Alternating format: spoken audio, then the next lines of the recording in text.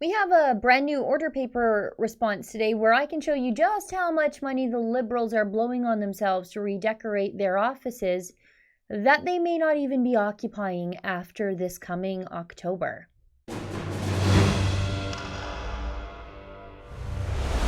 Today's order paper question comes from Conservative MP Bob Soroya. He asks the government, with regard to renovation, redesign, and refurnishing of ministers' or deputy ministers' offices since April 1st, 2018, what is the total cost, if any, spending on renovating, redesigning, and refurnishing for each ministerial office, broken down by basically every available minuscule detail? And then Soroya asks for the same to be done for the deputy ministers' offices. And just look at the amount of time Soroya is asking for. It's not even a full year. It's from April 1st, 2018 to February 25th, 2019. Now, I think Soroya wants to know if the Liberals are splurging on themselves on their way out the door, and it looks like they are. Now, let's go through some of these expenses together, and like always, we will link the documents in full so that you can see them for yourself, and you can even double check my work if you want to. I mean, this isn't the CBC. You don't have to just take my word for everything. Okay, let's start on page 50. The Public Health Agency spent $117,000 on renovating their president's office and buying new furniture. And here I heard there's an opioid crisis out there. Page 56, the Immigration Review Board is fighting their years-long backlog in their bureaucracy by spending $22,000 on new furniture for the head of the review board offices and another $10,000 in general renovations. I guess when the government is giving $50,000 annually to refugee claimants, it sort of makes it open season for the bureaucrats involved to start taking care of themselves also. Now you can see that story at 50,000.ca.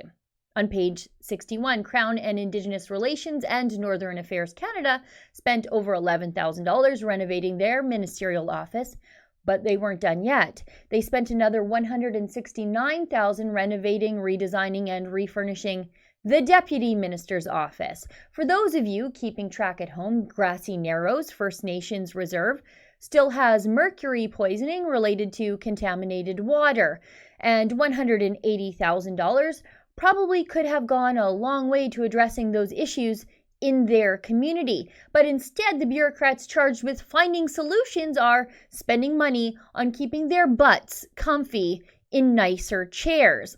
Then, over at Indigenous Services Canada, yet another government ministry tasked with making sure Canada's First Nations communities are receiving the services they desperately need, while they spent $56,000 renovating, redesigning, and of course refurnishing their minister's office and another $2,400 on their deputy minister's office. Now, I ran across this story this morning. It's about the Montreal Lake Cree Nation in Saskatchewan. In that community of just 1,200 people, they have identified 600 methamphetamine users, an atrocious number when 60% of the on-reserve population is under the age of 20. An entire culture is being destroyed by meth use and suicide right before our very eyes, and that Indigenous community is not alone in their fight against the scourge of illegal drugs in their community. Sioux Valley Dakota Nation in Manitoba is experiencing much of the same. There's a desperate need for treatment beds, youth programs, and employment strategies. $58,000 would go a long way to helping communities like Montreal Lake, don't you think? Okay, let's keep going. On page 85, Navdeep Bains, the Minister of Innovation, Science and Economic Development Canada, which is basically the Minister of handing out corporate welfare, threw a little of that taxpayer cash in the direction of Office Depot, spending $24,500 renovating and redesigning his office. Let's skip ahead now to page 135 to Public Safety Canada and that past due gun-grabbing, farmer-arresting Minister Ralph Goodale. He spent nearly $35,000 on renos in his office.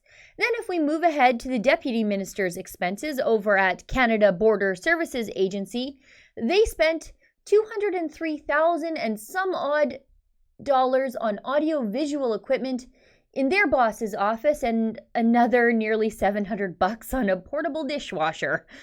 October is coming and the polls don't look that great for Justin Trudeau's Liberals. This Nanos poll from just last week has the Conservatives at over 35%, followed by the Liberals at almost 30%, and the NDP at 15%, the Bloc Québécois at 4%, the Greens at 11%, and the People's Party of Canada at nearly 1%.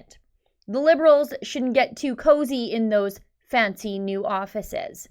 For the Rebel.media, I'm Sheila Gunn Reid. Hey, did you know that there's yet another way to get your Rebel Media fix? All of our premium shows are available as downloadable podcasts. You can get those at therebel.media/listen or find us on any of your favorite podcast directories. And while you're there, be sure to leave us a 5-star review. It's a great way to help us out without ever having to spend a dime.